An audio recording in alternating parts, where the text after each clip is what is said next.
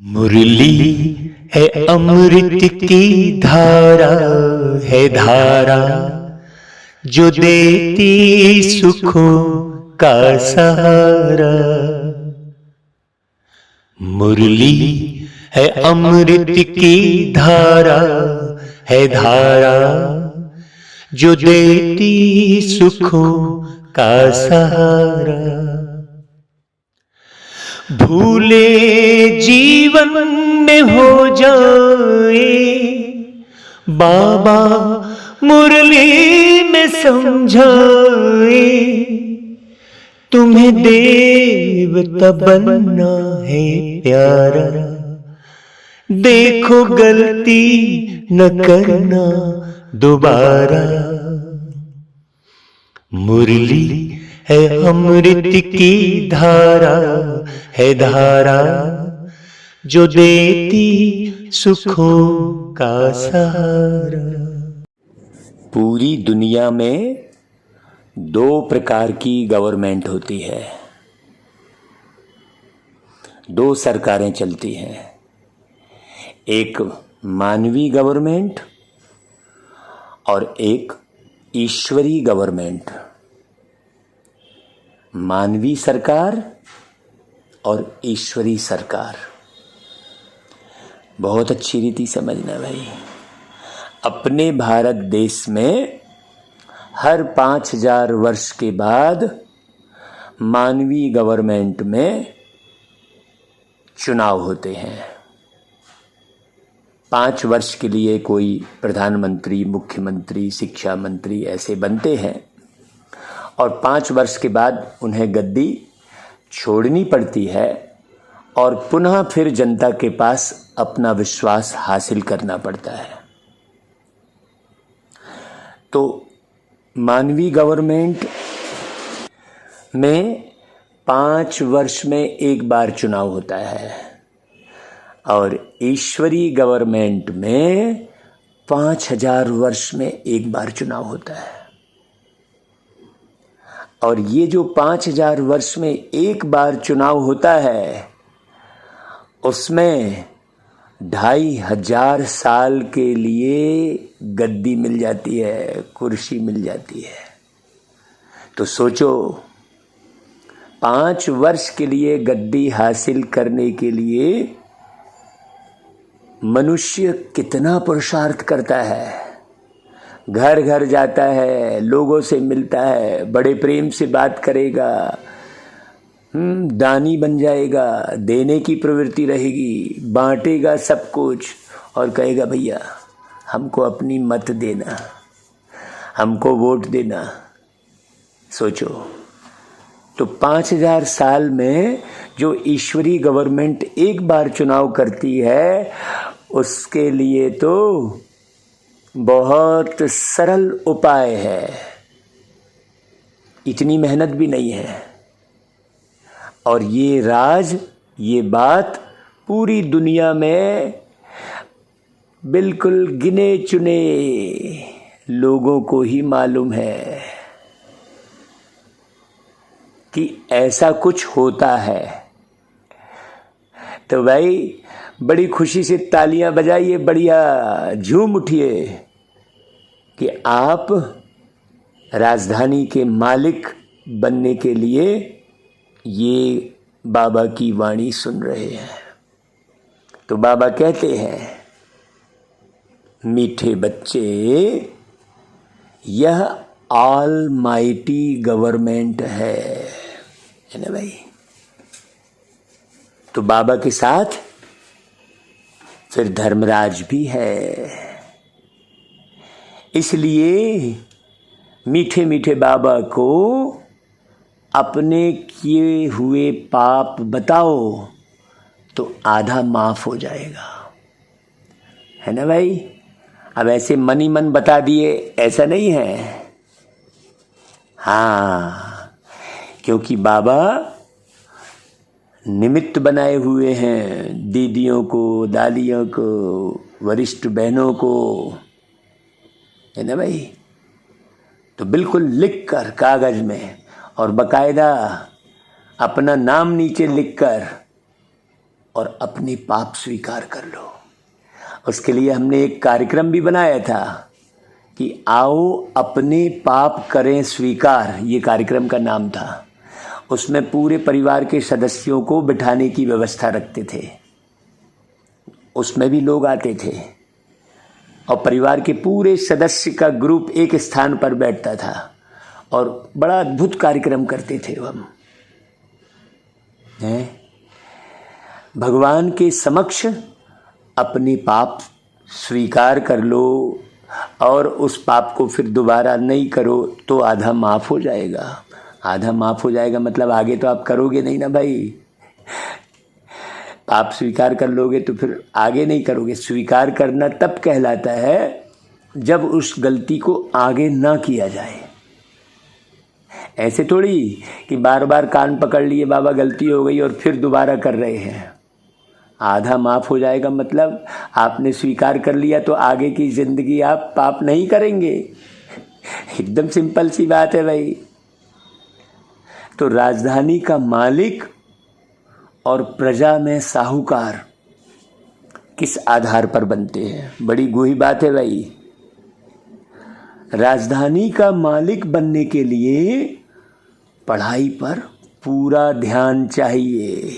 अब देखो कल से लेकर आज तक 3-4 मुरलियां पढ़ पढ़ के और एक एक शब्द का अर्थ समझ समझ के बाबा से बातें कर रहे हैं।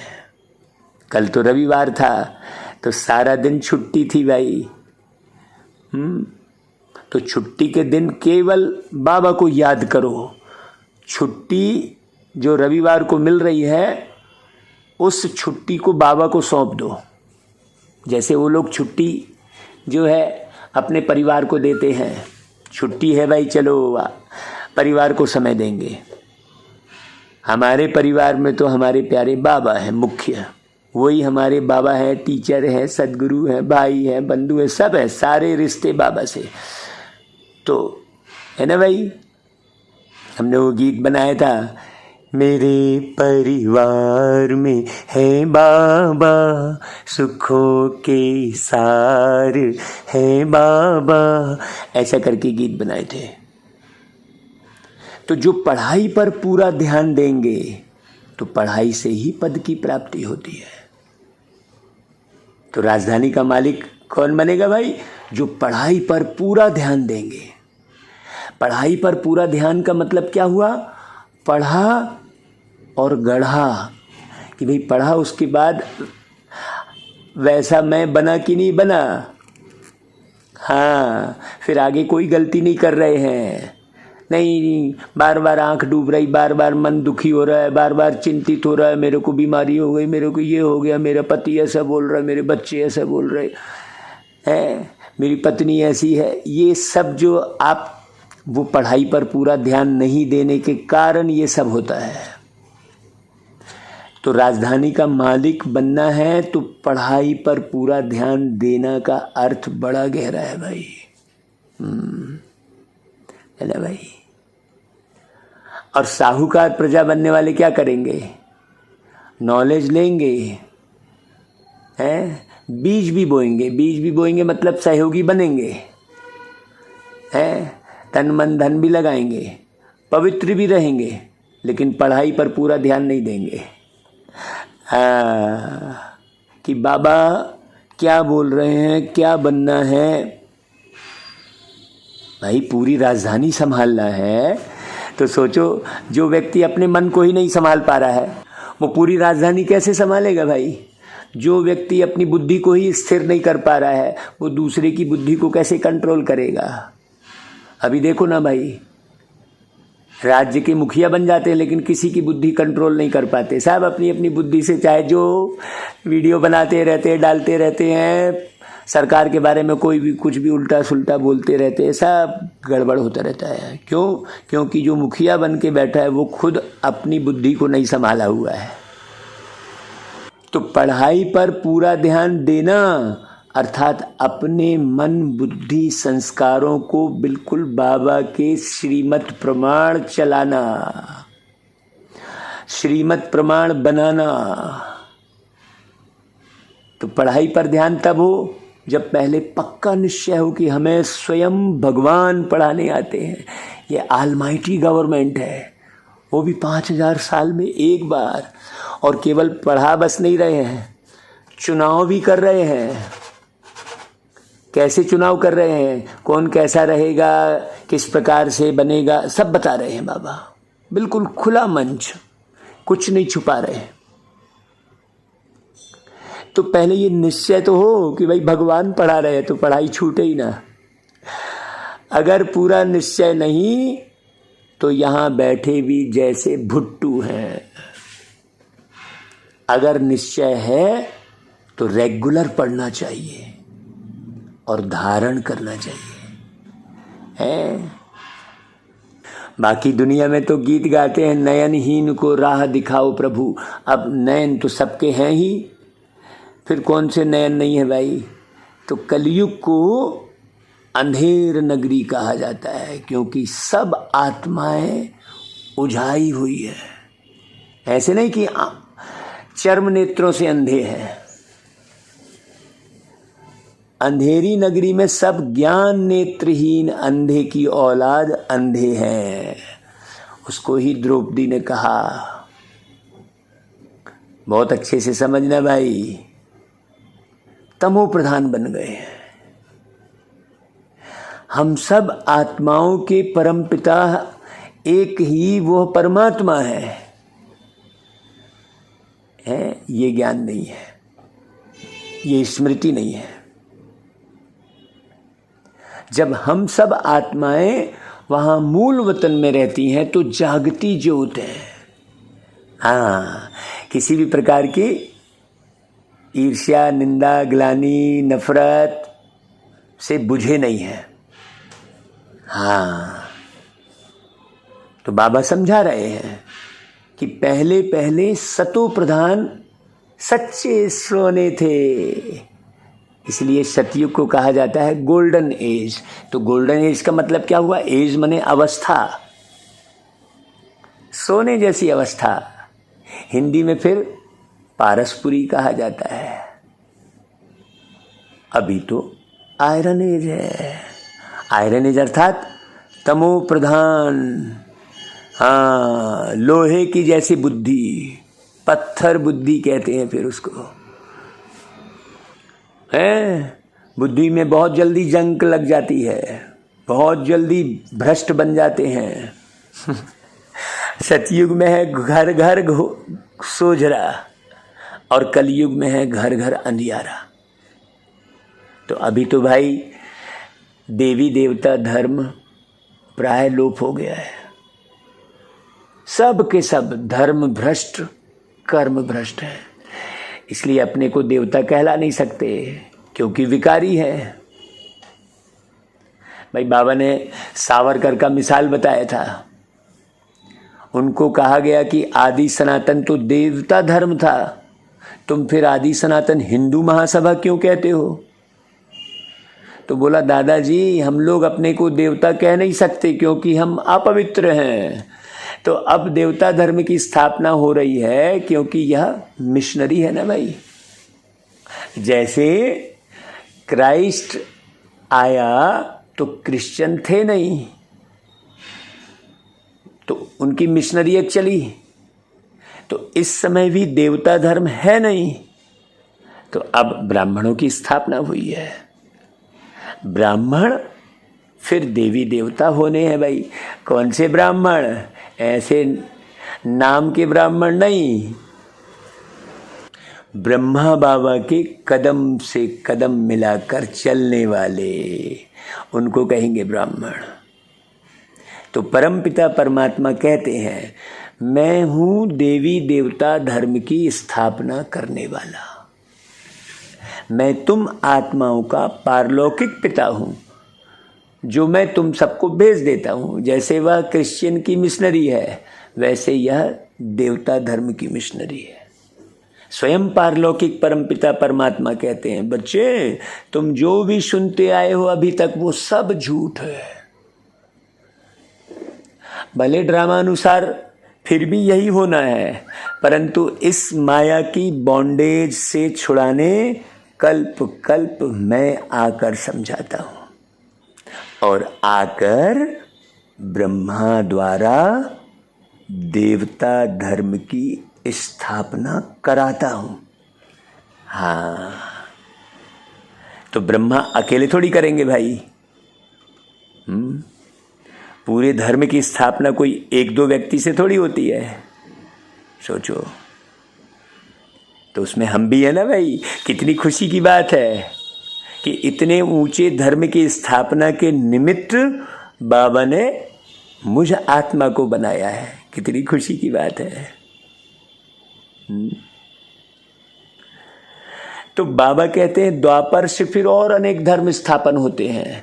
तो उस समय देवता धर्म है नहीं, उसको फिर कहा जाता है विषय विकारों का राज्य, मतलब रावण राज्य। हाँ, राव से फिर रावण बन जाते हैं क्योंकि आचरण खराब हो जाते हैं। तो गीता तो है भारत का सर्वोत्तम शास्त्र, क्योंकि भगवान के द्वारा समझाया हुआ गाया हुआ है और सभी शास्त्र मनुष्यों के गाए हुए हैं। अब बात बस केवल ये उठती है कि गीता का ज्ञान किसने सुनाया। भाई ज्ञान सुनने के बाद कोई ना कोई तो प्रारब्ध पाएगा ना भाई उसका। तो गीता का ज्ञान सुन के प्रारब्ध कौन पाया? तो वास्तव में निराकार परमात्मा शिव बाबा तो कहीं के राजा है नहीं है। श्री कृष्ण जी द्वारकाधीश हैं। सोचो, तो प्रारब्ध श्री कृष्ण ने तो सतयुग में प्रारब्ध पाई है। तो सोचो गीता का ज्ञान कौन सुनाएंगे? परमात्मा शिव। तो अब बाबा कहते हैं बच्चे, मैं आया हूं लक्ष्मी नारायण का राज्य स्थापन करने भारत में, है ना भाई। तो जो जो लक्ष्मी और नारायण बनेंगे वो राज करेंगे। बाबा राज्य स्थापन करने आए हैं। ऐसे तो और कोई गीता सुनाने वाला कह ना सके भाई। भगवान ही कहते हैं कि हे भारतवासी बच्चे, मैं आया हूं ब्रह्मा द्वारा देवता धर्म स्थापन करने। तो देवता धर्म स्थापन करने आए हैं बाबा, तो देवताई गुण धारण करना है, देवताई रहन सहन होना चाहिए हमारा। तो पहले तो ब्रह्मा द्वारा ब्राह्मण चाहिए ना भाई, है। देवताएं थोड़ी चाहिए। देवताएं तो प्रारब्ध पाते हैं भाई। जो प्रारब्ध पाया वो किसका कल्याण नहीं करते? वह तो राजे लोग हैं, वहां तो संपत्ति बहुत है, माया वहां होती ही नहीं, कोई विकार नहीं होता, इसलिए उसको स्वर्ग कहा जाता है। अभी तो हर एक आत्मा विषय विकारों में डूबी हुई है कहना चाहिए। तो अभी भारत को नर्क कहेंगे। इसलिए यहां से कोई व्यक्ति जब शरीर छोड़ता है तो कहते हैं स्वर्ग चला गया, मतलब नर्क में था ना भाई। और कोई भी गीता सुनाने वाले ऐसे कह ना सके कि काम महाशत्रु है। आरती में गाते हैं कि विषय विकार मिटाओ पाप हरो देवा, लेकिन विषय क्या चीज है उन्हें पता ही नहीं है। हम किसी से भी पूछते हैं कि भैया ये विषय विकार, तो वो कहता है ये विषय विकार क्या चीज है, देखो सोचो। फिर हम कहते तुम आरती में तो गा रहे हो, तब वो सोचता है हाँ। किसी से भी बात करते हैं तो उसे होश ही नहीं है कि वो आरती में गा रहा है, बस गा रहा है, बस हो गया। विषय विकार मिटाओ, है क्या चीज विषय विकार? पता ही नहीं है कि काम ही महाशत्रु है, ये वासना। इन पर विजय पाने से तुम स्वर्ग के मालिक बनोगे। भले तुम सारे भारत में जाओ, कोई भी ऐसा कह नहीं सकता। क्यों? क्योंकि सब के सब खुद ही विकारी हैं। तो उन विचारों को भी यह पता नहीं कि सबका अंतिम जन्म है। सोचो, किसी को मालूम ही नहीं है कि ये पूरी दुनिया स्वाहा होने वाली है। उलझे हुए धन दौलत देव सब में देखो आजकल केवल धन के पीछे भाग रहे हैं, वो टिकना नहीं है। पता है, भूकंप देख रहे हैं, आंधी तूफान देख रहे हैं, बड़ा बड़ा ट्रेन एक्सीडेंट देख रहे हैं, हजारों लोग एक एक्सीडेंट में ख़त्म हो जा रहे हैं, लेकिन फिर भी धन के पीछे भागना बंद नहीं कर रहे। क्यों? क्योंकि उनको पता ही नहीं है कि ये अंतिम जन्म है अब सबका।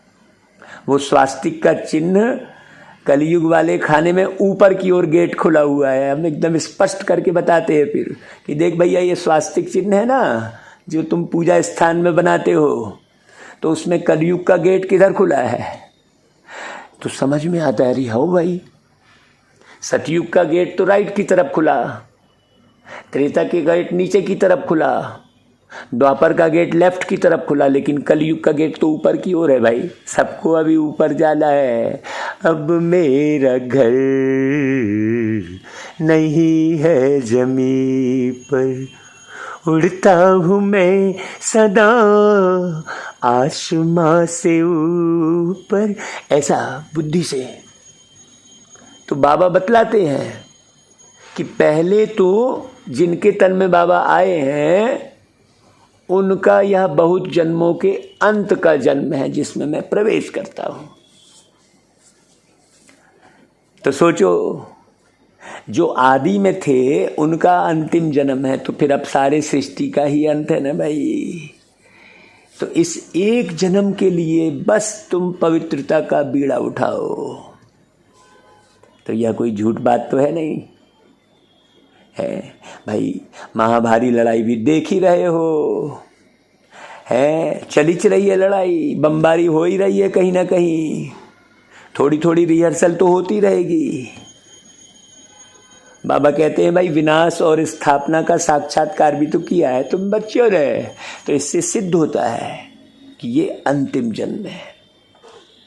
और बाकी जितने भी गीता पाठी हैं, कितनी गीता बनी है, टैगोर गीता, गांधी गीता, पता नहीं कितनी गीता, कोई भी गीता सुनाने वाले ऐसा कह ना सकें कि यह अंतिम जन्म है, इसलिए पवित्रता का बीड़ा उठाओ।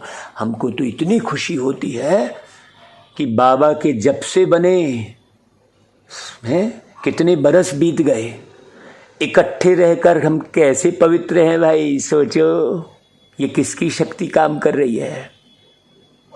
तो बाबा कहते हैं, तुम्हारा यह राजयोग है, तुम तपस्या करते हो राजाई के लिए। तो अब यह सच्ची कमाई करनी है। इस अंतिम जन्म में पत्थरनाथ से पारसनाथ बनते हो, बिल्कुल ऊंच पद पाते हो। है बाबा अनुभव सुना रहे हैं, बहुत ध्यान से सुनना। बाबा कह रहे हैं, हमारे जो पुराने बच्चे हैं जिनको माया ने भस्मीभूत किया है, उन्हों को आकर जगाया है। यह गोरा था जिनके तन में आए बाबा, ये पहले गोरा था बोले, और अब तो सब आत्माएं काली तमो प्रधान है। भाई आत्मा ही काली और गोरी बनती है, तो आत्मा को निर्लेप कहना बिल्कुल साफ झूठ है। भाई आत्मा ही संस्कार लेके जाती है। अब एक बच्चा है, बार बार वो डिफेंस वाले खिलौने ही खरीदता है, दूसरे खिलौने उसे पसंद ही नहीं है। क्यों? क्योंकि वो पूर्व जन्म में डिफेंस में था भाई, संस्कार लेके आया। बच्चों की हरकत देखने के बाद भी लोग समझ नहीं पाते हैं। अब एक बच्चा है, 3 साल का बच्चा, वो पूरे रामायण की चौपाई बोल रहा है, तो भाई उसको ये भी तो ध्यान रहना चाहिए कि भाई वही आत्मा है जो बड़ा रामायण पढ़ रहे होंगे कभी। सोचो, 10 महीने का बच्चा खूब सुंदर चित्रकारी कर रहा है भाई, यूट्यूब पे तो आपको देखने सब मिलता ही है, लेकिन लोग समझते ही नहीं है। क्यों? क्योंकि काले तमो प्रधान है। तो आत्मा ही संस्कार लेके जाती है। तो अब बाबा कहते हैं कि बच्चे तुम हो ईश्वरी मत पर।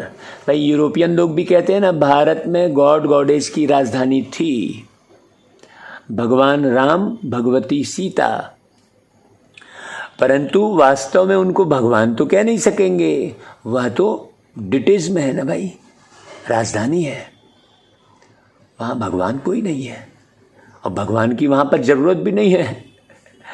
राम सीता के राज्य में राम राज्य सपने हो दुख नाही, रामायण में लिखा है। तो जब सपने में भी दुख नहीं है तो वहाँ भगवान की जहाँ कहाँ जरूरत है, यहाँ तो दुख ही दुख है, तो भगवान तो यहीं आएंगे ना भाई। त्रेता युग में या सतयुग में थोड़ी आएंगे, भगवान तो एक हैं और देवताएं 3 हैं, बाकी है मनुष्य सृष्टि। जैसे क्राइस्ट ने आकर धर्म स्थापन किया, क्रिश्चियन तो थे नहीं ना भाई, क्राइस्ट जब आए तब थोड़ी क्रिश्चियन रहे होंगे। हजरत मोहम्मद पैगंबर जब धरती पर आए तब कोई मुस्लिम थोड़ी रहा होगा, सोचो। वैसे ही अभी देवता धर्म प्राय लोप है, तो अभी स्वयं परमात्मा आकर उस धर्म की स्थापना कर रहे हैं। तो सबसे उत्तम धर्म है देवताओं का। हाँ, तो बाबा कहते हैं पहले पहले यह रूहानी ब्राह्मण धर्म रचता हूँ। अभी सोचो, यह रूहानी ब्राह्मण परम धाम का रास्ता बताने वाले हैं। वो जो ब्राह्मण पंडे हैं वो चारों धाम का रास्ता बताएंगे, लेकिन रूहानी ब्राह्मण सीधे परम धाम का रास्ता बताते हैं। कहते हैं भक्तों को घर बैठे भगवान मिलता है, तो बाबा बतलाते हैं पहले नंबर में भक्त जरूर देवताएं होंगे ना। लक्ष्मी नारायण ने पहले पहले भक्ति मार्ग शुरू किया, तो लक्ष्मी नारायण ने ही सोमनाथ का मंदिर बनाया, कितना साफ साफ बतलाते हैं। लेकिन सोमनाथ का मंदिर जब बनाया तब लक्ष्मी नारायण जो आत्मा है वो लक्ष्मी नारायण नहीं थे, हाँ शरीर बदल गया। बाबा कितना साफ बतलाते हैं, सोचो। तो यह नॉलेज उठाएंगे भी वह जो राजधानी के मालिक बनने होंगे, फिर जो प्रजा में साहूकार बनने होंगे वह ज्ञान भी सुनेंगे, बीज भी बोएंगे, लेकिन पढ़ाई ज़्यादा नहीं पढ़ेंगे, पवित्र भी रहेंगे। बाबा कहते हैं बच्चे यह पढ़ाई है, पढ़ाई से ही पद मिलना है, तो एक एक बात पर बिल्कुल गहराई से ध्यान दो भाई। बहुत ऊंच ते ऊंच पद है, हाँ इधर उधर भटको नहीं कि बाबा यहाँ आ रहा है वहाँ आ रहा है, इधर भाग रहा है उधर भाग रहा है। भागने की जरूरत ही नहीं है, घर बैठे आपको मुरली मिल रही है, स्पष्ट अर्थ सहित बाबा कहलवा रहे हैं। तो पहले तो यह निश्चय चाहिए कि भगवान हम बच्चों को पढ़ाने आए हैं, ना कि श्री कृष्ण। बाकी हाँ, इस पढ़ाई से हम श्री कृष्ण बनेंगे, ये नशा रहना चाहिए भाई। प्रिंस प्रिंसेस तो तुम सब बनते हो, जिनको यह पूरा निश्चय नहीं वह इस स्कूल में ऐसे बैठे रहते जैसे कोई भुट्टू। बिल्कुल, अगर निश्चय है तो रेगुलर पढ़ना है, नहीं तो कुछ समझा ही नहीं है कहलाएगा भाई। एकदम बिल्कुल स्पष्ट बात है भाई। यह अविनाशी प्रारब्ध मिलती है, अविनाशी बाबा द्वारा। शिव बाबा को अविनाश कहते हैं, बाकी तो सब कब्र दाखिल हो जाएंगे, वहां जाके लटक जाएंगे और क्या। बाकी यहाँ थोड़े रहेंगे, जब तक हम तैयार हो जाएं फिर वह खलास हो जाएंगे। अभी हमारी तैयारी के कारण ही विनाश रुका हुआ है। तो हम तुमने कल्प पहले यह सब देखा था, अभी फिर देख रहे हैं भाई, बड़े निश्चय के साथ सोचो। अभी कहेंगे कि 5000 वर्ष बाद फिर यह धर्म स्थापन कर रहा हूँ, क्योंकि उनमें ब्रह्मांड और सृष्टि के आदि मध्य अंत का ज्ञान तो हो नहीं सकता भाई। और दूसरे लोगों में, बाबा के बुद्धि में तो सृष्टि के आदि मध्य अंत का ज्ञान और पूरे ब्रह्मांड का ज्ञान है। अब उन्होंने क्या कर दिया, तीनों लोक नापते दिखा दिया बटुक अवतार में। बटुक अवतार मतलब ब्राह्मण, तो ब्रह्मा के तन में आए अति सूक्ष्म बाबा, वही तो बात है और क्या। इस बात बड़ी गहरी समझने की है। अब तुम कथा कहानी सुनो या कथा के मर्म को जानकर बाबा के साथ जुड़ो। ये अब तुम्हारे हाथ में है भाई। तो यह ज्ञान बाबा ही आकर देते हैं। तो आप कहीं भटको मत इधर उधर, ये भगवान का चमत्कार यहाँ हो रहा है वहाँ हो रहा है। भगवान का कहीं चमत्कार नहीं हो रहा, भगवान कहीं कोई चमत्कार नहीं करते। भगवान तो आकर पढ़ाते हैं एक एक बात अच्छी रीति। तो ब्रह्मांड अर्थात जहाँ आत्माएं अंडे मिसल रहती हैं भाई, वह सन्यासी लोग फिर ब्रह्म को ही ईश्वर कह देते हैं। अब ब्रह्म तो है तत्व और परमपिता परमात्मा तो है शिव। वह लोग तो फिर अहम ब्रह्मास्मि शिवो अहम ये भी कहते रहते हैं। परंतु शिव तो ब्रह्मा विष्णु शंकर के भी रचयिता है। कहते हैं ना भाई, भागीरथ ने गंगा लाई, तो कौन सी गंगा लाई? अब गंगा के बारे में कितना जो है भ्रांति, कितनी भ्रांति फैली हुई है? एक तरफ कहेंगे भागीरथ ने गंगा लाई, फिर दूसरी तरफ कहेंगे श्री कृष्ण जी के चरणों से गंगा निकली, फिर तीसरी तरफ कहेंगे शंकर जी की जटा से गंगा निकली, फिर हिमालय से गंगा निकल रही है, अभी बता रहे हैं।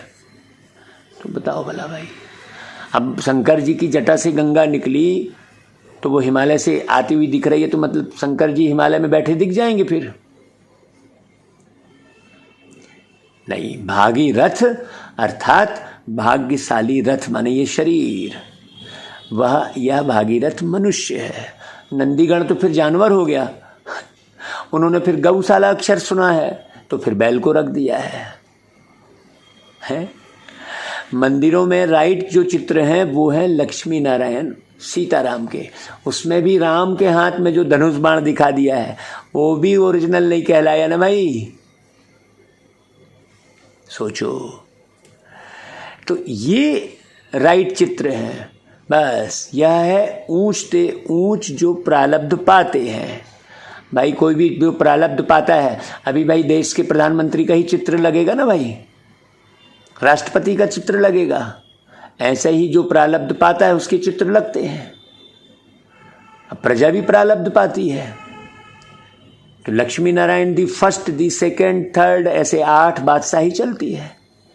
लक्ष्मी नारायण पद है ना भाई, बच्चे राज्य करते हैं। फिर सीताराम का भी ऐसे चलता है?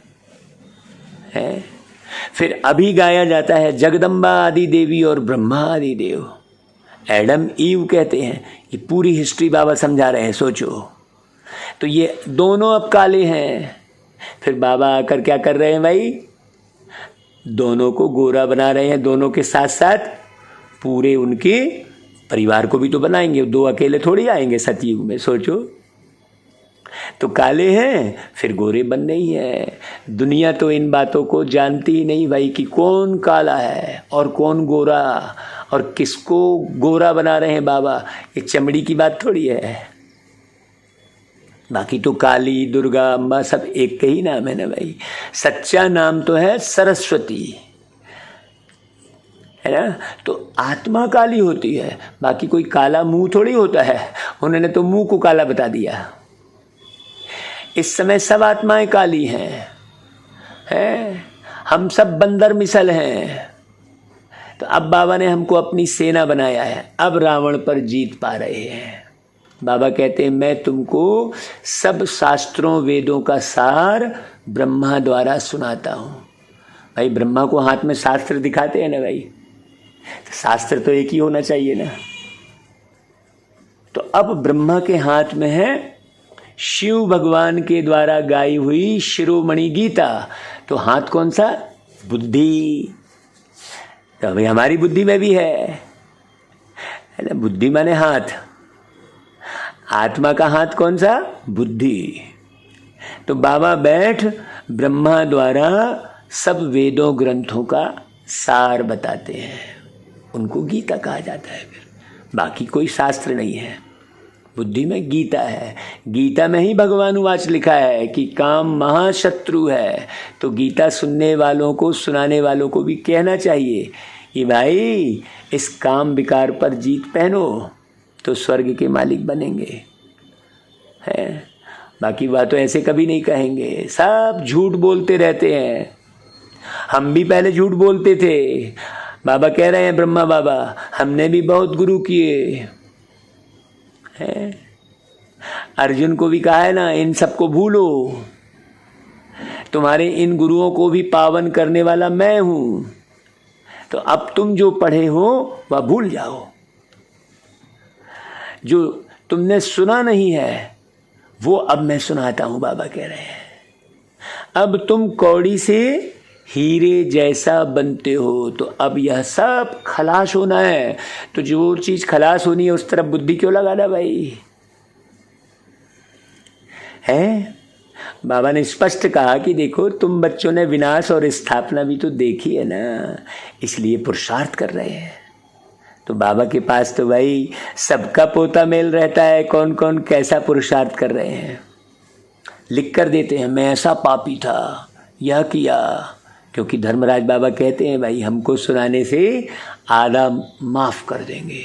वह सब प्राइवेट रहता है, पढ़ा और फिर फाड़ दिया। यह ऑलमाइटी गवर्नमेंट है। अभी अर्जुन छोटा जाड़ है, इसका मालिक खुद भगवान है। धीरे धीरे वृद्धि होगी। माया क्या करती है? आने वालों को झट मुरझा देती है। कहाँ की बात कहाँ कहानी के रूप में बना दी है। कहाँ हमारे लक्ष्मी नारायण मर्यादा पुरुषोत्तम और पुरुषोत्तमनी महान पवित्र थे, यहाँ तो सब अपवित्र हैं।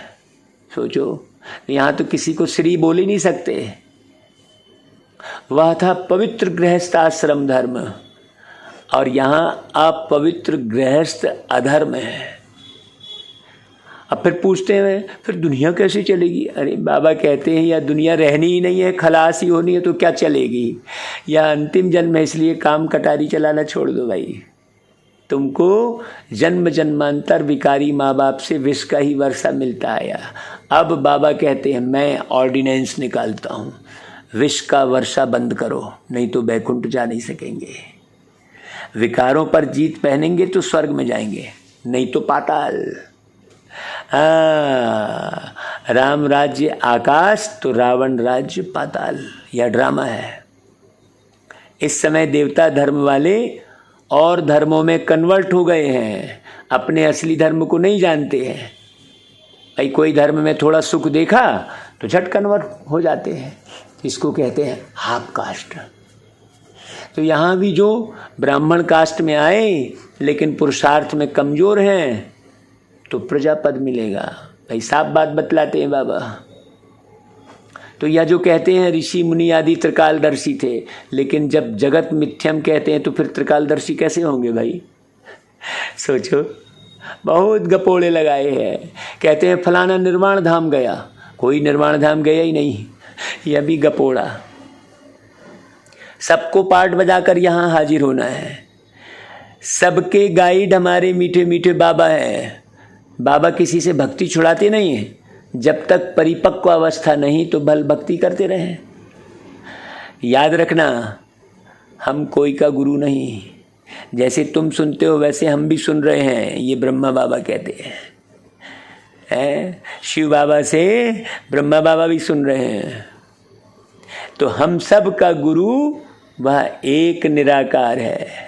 अच्छा भाई, बाबा फिर याद प्यार देते, गुड मॉर्निंग करते हैं।